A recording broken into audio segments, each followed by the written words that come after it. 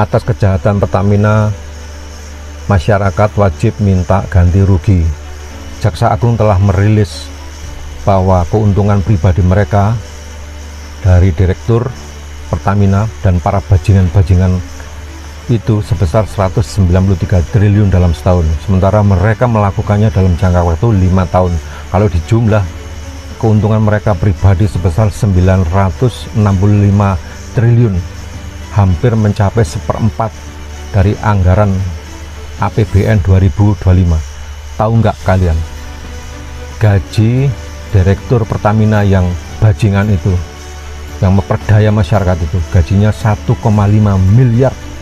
Apakah gaji sebesar itu belum cukup untuk mengenyangkan perutnya, untuk mengenyangkan perut keluarga-keluarganya itu? Oleh karena itu, masyarakat wajib menuntut, yang pertama, hilangkan sistem barcode. Yang kedua, turunkan harga Pertamax dan Pertalite dalam dekade tertentu, dalam jangka waktu tertentu, karena kalian telah memperdaya masyarakat, mengobjek masyarakat, merugikan masyarakat. Semoga Pak Prabowo sebagai Panglima tertinggi dan juga Bapak Kapolri dan Bapak Jaksa Agung segera menyelesaikan persoalan masyarakat ini. Hukum seberat-beratnya para bajingan-bajingan Pertamina itu, karena telah merugikan harkat dan martabat masyarakat Indonesia. Semoga video ini bermanfaat. Wallahul muwaffiq ila aqwamit thoriq. Wassalamualaikum warahmatullahi wabarakatuh. Pak, lurus dulu Pak, lurus. Pertalite dioplos jadi Pertamax. Hebat. Korupsinya bukan cuma merugikan negara, tapi juga merusak mesin. Ya Allah, gue ngebayangin nanti para pelaku di neraka pas disiksa, malaikat tuh bilang dimulai dari nol ya. Dari sekian banyak korupsi, baru ini nih gue langsung merasa jadi korbannya. Udah bela-belain nggak beli bensin eceran, takut dioplos, malah dioplos di pusatnya. Pantesan gue kalau beli bensin di Depok 10.000 gak nyampe Bandung. Padahal sama-sama jauh barat loh. Pantesan motor gue tiap hari selimutan mulu tuh. Kecewa dibohongin. Aduh, emang bener-bener gelap nih Indonesia. Udah dimonopoli, dikorupsi. Nah, cabut atau hak monopoli Pertamina. Tapi gue yakin sih, rakyat Indonesia tuh banyak yang masuk surga lewat jalur zalim pemerintah. Makanya cocok banget Indonesia dibilang negara berkembang. Berkembang biak malingnya. Ini kalau sampai RUU perampasan aset belum disahin juga mah, udah mendingan negara dikelola sama Jepang atau Cina aja lah. Kira-kira pelaku hukuman mati nggak ya? Nggak mungkin sih. Ayo tebak, penjara berapa tahun ayo? Pak Jaksa Agung siap-siap naik banding Pak. Ya jadi begitulah gambaran nanti kasus Danantara. Nggak mungkin Danantara mah bagus bersih semuanya. Kaburan. Kejaksaan Agung tegaskan BBM Pertamax oplosan tak beredar lagi. Yang pertama, bahwa masyarakat tidak perlu risau, tidak perlu cemas, ya, karena apa yang sudah disampaikan oleh pihak Pertamina juga sepertinya ya, karena saya juga memonitor dari media bahwa yang beredar sekarang itu sudah sesuai spek, sudah, itu yang pertama. Jadi tidak ada lagi penafsiran yang beragam, ya, apalagi ya penegakan hukum kan harus mendatangkan ketertiban, ya, jadi jangan sampai menimbulkan hal-hal yang tidak diinginkan. Nah, yang kedua, perlu kami tegaskan bahwa penyidikan ini dilakukan dalam kurun waktu 2018 sampai 2023. Artinya perbuatan ini sudah selesai, ya kan? Oleh aparat penegak hukum, oleh jaksa, ditemukan bahwa ada peristiwa pidana di situ. Nah, yang ketiga, bahwa berbicara minyak itu barang habis pakai. Artinya minyak yang 2 tahun itu nggak akan ada lagi di saat sekarang, ya. Nah, sehingga jangan sampai ada penafsiran bahwa seolah-olah ada campuran dan seterusnya. Yang mau saya sampaikan juga bahwa dalam penyidikan, ya, apa yang disampaikan oleh Direktur Penyidikan beberapa waktu yang lalu, ya, terkait dengan ditemukannya fakta bahwa RS selaku Dirut Pertamina Patraniaga melakukan pembayaran terhadap pembelian RON 92. Jadi kalau RON 92 itu kan, itu yang kita ketahui Pertamax. Tetapi barang yang datang itu di bawah RON 92. Nah, ada yang 88 misalnya. 88 itu berarti premium, 90 Pertalite. Nah, oleh karenanya sekarang penyidik sedang fokus juga, apakah dari sisi pembayaran yang tidak sesuai dengan barang yang datang, ini kan sudah pasti ada tindak pidana. Nah, tetapi apakah barang yang datang, minyak yang datang ini, katakan misalnya kalau RON-nya 88, apakah ini langsung didistribusi ke masyarakat sesuai dengan peruntukannya? Karena kita tahu bahwa premium ini kan subsidi kan. Nah, atau misalnya yang 90. Nah, dari fakta yang diperoleh penyidik juga bahwa 92 ini yang dibayar 92 tapi bukan 92, ini kan diparkirkan dulu di storage, di depo. Nah, inilah yang sedang diteliti oleh penyidik. Jadi istilah pengoplosan dicampur dengan air apalagi, saya kira itu tidak benar, ya. Nah, jadi supaya ada ketenangan lah, ya. Apalagi itu sudah selesai. Perbuatan itu sudah selesai. Karena itu di tahun 2018, di 2023. Nah, tempus penyidikannya di situ. Ya, jadi supaya dipahami betul. Banyak sekali sekarang itu berseliweran ya, yang mengatakan bahwasannya Pertamax itu adalah oplosan, teman-teman ya. Jadi ketika ada berita seperti itu, tentu saja ya, orang-orang yang memakai Pertamax itu merasa ditipu, teman-teman. Kalau memanglah ini memang benar-benar sampai terjadi, tentu saja masyarakat itu susah sekali ya untuk mempercayainya kembali. Karena apa? Ya karena mereka itu sudah merasa tertipu. Seseorang kalau sudah merasa tertipu pasti akan susah lagi untuk percaya, teman-teman ya. Nah, ini sampai banyak sekali ya para netizen ini sekarang itu berbicara, merasa kecewa kalau seandainya ini memang benar-benar oplosan. Karena kita tahu sendiri ya, harganya itu cukup lumayan dibandingkan dengan Pertalite, teman-teman ya. Kalaulah ini dikalikan seperti yang di berita-berita sampai beberapa tahun, itu berapa? Ya, Pertamina diduga oplos BBM, konsumen Pertamax merasa tertipu. Ya pasti, kalau memang itu oplosan benar-benar, pasti merasa tertipu. Tidak hanya merasa, ya tertipulah kalau seandainya itu memang benar-benar ya. Konsumen Pertamax merasa tertipu karena Pertamina diduga mengoplos bahan bakar minyak BBM Pertamax dengan Pertalite. Kasus dugaan korupsi PT Pertamina Patraniaga dengan modus mengoplos bahan bakar minyak BBM jenis Pertamax dengan Pertalite membuat sejumlah masyarakat kecewa. Konsumen di berbagai daerah yang setia menggunakan Pertamax merasa dirugikan dengan adanya dugaan BBM oplosan. Ya kecewalah, teman-teman ya. Kita beli Pertamax itu, kita berharap kendaraan kita itu mesinnya agar awet, bagus. Kan seperti itu. Kalau seandainya itu benar-benar oplosan, yo luar biasa ya. Nah, oke teman-teman ya.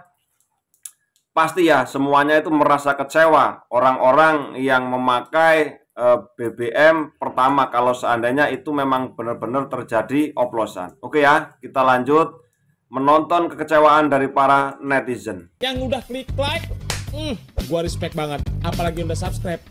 Yang belum, mandi lumpur. Lo beli Pertamax, bayar mahal, tapi isinya cuma Pertalite oplosan yang dicet doang. Ini bukan sekedar penipuan, ini perampokan kelas kakap. Duit rakyat disikat tapi kita tetap disuruh bayar lebih mahal.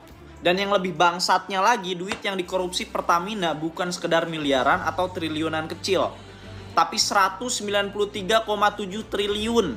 193,7 triliun. Padahal duit segede itu bisa buat subsidi BBM bertahun-tahun, bisa bantu rakyat yang makin sengsara. Tapi malah disikat abis-abisan sama tikus-tikus ini nih, yang otaknya cuma isi kerakusan doang. Dan ini semua terjadi di saat rakyat yang lagi cekik hidup-hidup. Harga kebutuhan pokok naik, BBM makin mahal, ekonomi makin morat-marit, dan negara lagi gencar-gencarnya efisiensi. Motong anggaran sana sini, tapi di belakang ada bajingan tolol yang enak-enakan nyolong duit dari kantong masyarakat. Coba bayangin, harga BBM makin mahal, tapi yang lo dapat kualitas sampah. Mesin kendaraan kita bisa jebol gara-gara bahan bakar oplosan. Kita udah kerja nih mati-matian cari duit buat beli bensin yang non subsidi. Ternyata isinya cuma tipuan. Yang kaya makin tajir, yang kecil lagi-lagi yang dikorbankan. Dan lo masih mikir ini cuma ulah SPBU nakal?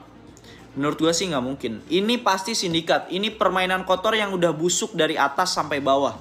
Pertamina sebagai BUMN harusnya jaga kepercayaan rakyat. Jangan cuma bisa naikin harga BBM tiap tahun tapi pengawasan kualitasnya nol. Sekarang negara mau apa? Bakal serius bersihin ini atau cuma jadi drama murahan di TV? Jangan sampai maling 193,7 triliun ini cuma dikasih hukuman yang receh. Sementara rakyat kecil yang salah dikit aja langsung dihancurin. Kalau negara ini masih punya akal sehat, hukum harus ditegakkan sekeras-kerasnya. Basmi sampai akar. Karena nggak ada ampun buat pengkhianat negara.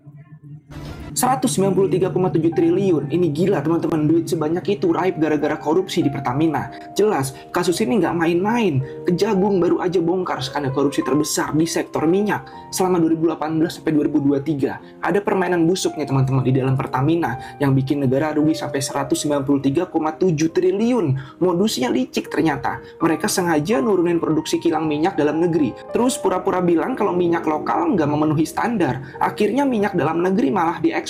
Sementara kebutuhan dalam negeri dipenuhi lewat impor. Masalahnya lagi, impor ini dikondisikan lewat broker-broker ilegal yang naikin harga jauh lebih mahal. Siapa yang diuntungkan? Ya jelas bukan rakyat, tapi para petinggi di dalam Pertamina dan broker minyak itu sendiri. Mereka main mata buat naikin harga minyak impor, yang ujung-ujungnya bikin harga BBM di Indonesia makin mahal teman-teman. Rakyat jadi korbannya, sementara mereka berpesta di atas uang haram tersebut. Dan parahnya lagi, uang kompensasi dan subsidi BBM yang harusnya buat bantu masyarakat malah jadi bagian dari permainan kotor mereka. Kabarnya sekarang ada 7 tersangka nih yang udah ditetapkan, mulai dari Direktur Pertamina Patraniaga, Direktur Kilang Pertamina Internasional, sampai bos-bos di perusahaan minyak itu sendiri. Tapi pertanyaannya, apakah semua dalang di balik kasus ini bakal beneran diusut tuntas? Atau ujung-ujungnya kasus ini bakal tenggelam seperti yang udah-udah? Jangan sampai teman-teman, skandal 193,7 triliun cuma jadi tontonan. Ya paling beberapa hari ke depan bakal jadi hashtag yang lebih menarik lagi di atas 300T. Kasus korupsi dari Pertamina rugiin negara 197 triliun. Bukan negara doang, tapi masyarakat, lu dan gua juga. Bayangin, dari tahun 2018 sampai 2023, selama ini kita itu kena tipu sama orang-orang ini. Jadi selama ini kalau kita ngisi Pertamax itu sebenarnya cuma Pertalite yang dioplos. Bedanya cuma 2.000 sampai 3.000-an. Tapi ini sama aja kayak lu ngisi Pertalite cuman versi premiumnya, yaitu nggak ngantri.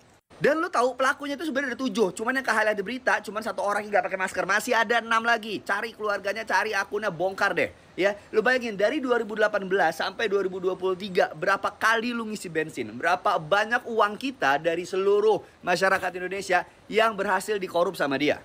Lo tahu cara mainnya? Mereka bilang ke pemerintah bahwa minyak dalam negeri itu tidak mencukupi untuk seluruh masyarakat. Harus impor. Nah, diimpor juga main lagi tuh.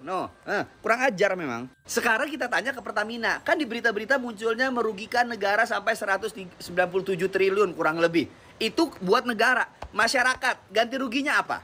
Bensin gratis kah? Buat seluruh masyarakat Indonesia potongan harga? Atau harga BBM diturunin dulu?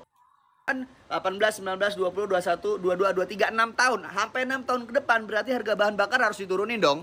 Mana tuh kemarin pejabat yang bilang nasionalis gara-gara kabur aja dulu. Nih Pak, gimana nggak kabur aja dulu ngelihat negara kayak gini? Yang nggak nasionalis siapa? Teman-teman Bapak yang dia sana yang ngejabat itu, atau kayak ketangkep gini, atau masyarakat yang kabur pengen ngidupin keluarganya.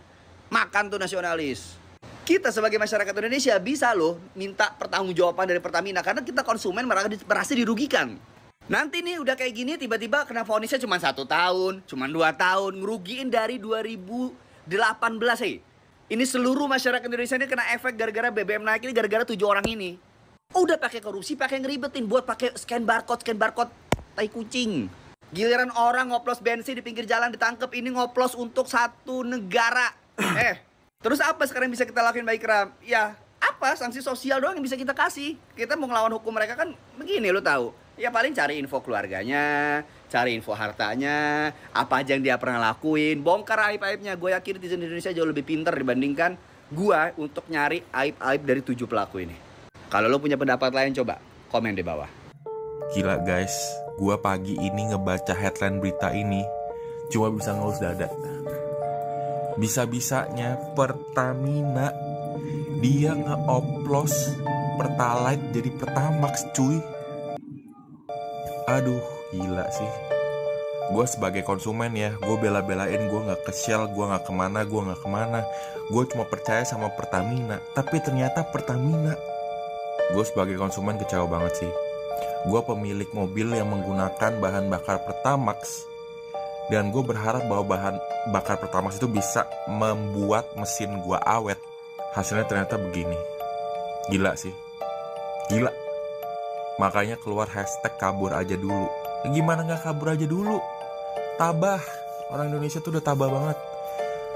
Bensin dioplos. Nyari kerja susah. Bahan pokok semua naik. Gaji gak naik-naik. Ya udahlah, gimana enggak kabur aja dulu nih. Ini negara sampai rugi triliunan rupiah loh. Karena apa? Di samping karena mereka ngoplos si Pertalite sama si Pertamax itu biar jadi Pertamax murni ceritanya. Padahal itu cuma oplosan dicampur gitu. Tapi mereka juga ngelakuin markup untuk impor minyak mentah. Gila sih. Aduh, baru kali ini gue bener-bener kecewa berat. Oke teman-teman ya, mungkin ketika kita melihat para netizen berkata, bahkan sampai pedes lah kalau kita mendengarkan kritik dari para netizen teman-teman ya, kritik daripada masyarakat yang merasa kecewa ini. Tentu saja sebagai pimpinan-pimpinan ke atas ya, itu bisa mengambil hikmah. Karena apa ya? Sebenarnya seharusnya orang-orang yang seperti itu sudah seharusnya mempunyai rasa malu.